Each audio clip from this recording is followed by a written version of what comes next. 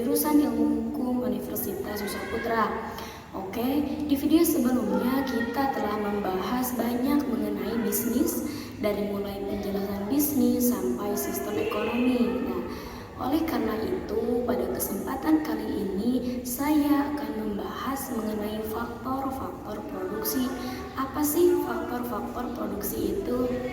Tapi sebelum ke faktor-faktornya, saya akan menjelaskan sedikit mengenai apa itu produksi. Nah, apa sih produksi itu? Nah, produksi adalah suatu kegiatan yang dikerjakan untuk menambah nilai guna suatu benda atau menciptakan benda baru sehingga lebih bermanfaat dalam memenuhi kebutuhan. Oke, kita masuk ke faktor-faktornya.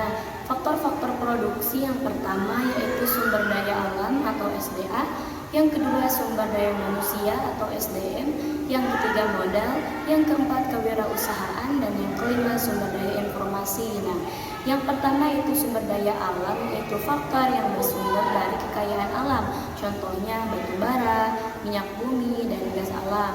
Dan yang kedua yaitu sumber daya manusia, yaitu faktor produksi yang melakukan kegiatan promosi.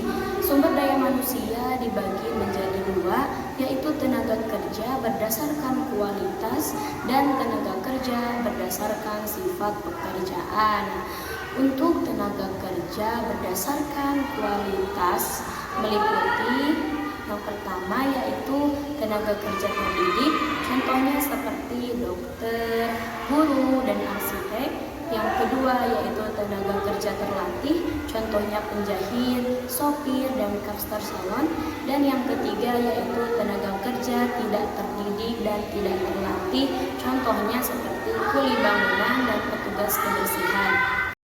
Nah, untuk tenaga kerja berdasarkan sifat pekerjaan dibagi menjadi dua, yaitu tenaga kerja jasmani, contohnya kuli bangunan, penjaga kebersihan, dan lain-lain.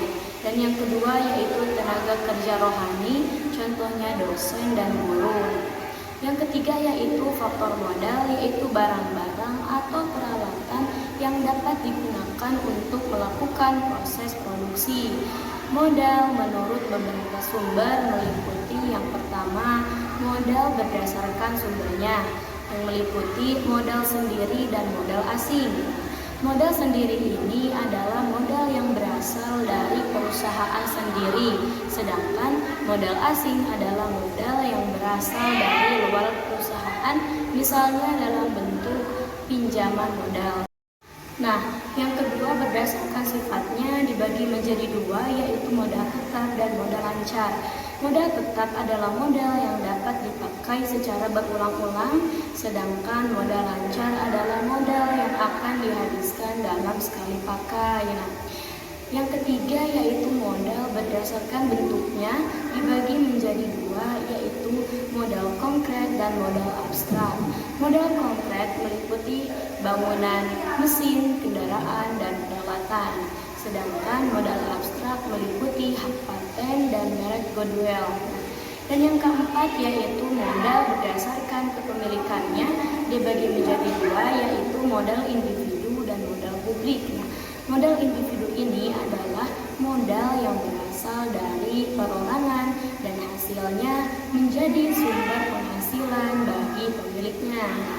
Sedangkan modal publik adalah modal yang berasal dari pemerintah untuk kepentingan umum.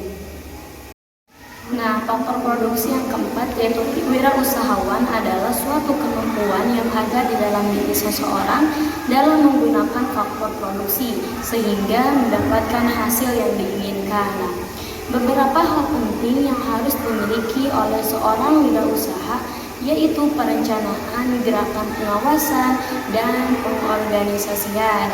Dan yang kelima yaitu sumber daya informasi adalah keseluruhan informasi dan data yang diperlukan oleh perusahaan untuk mengoperasikan bisnisnya.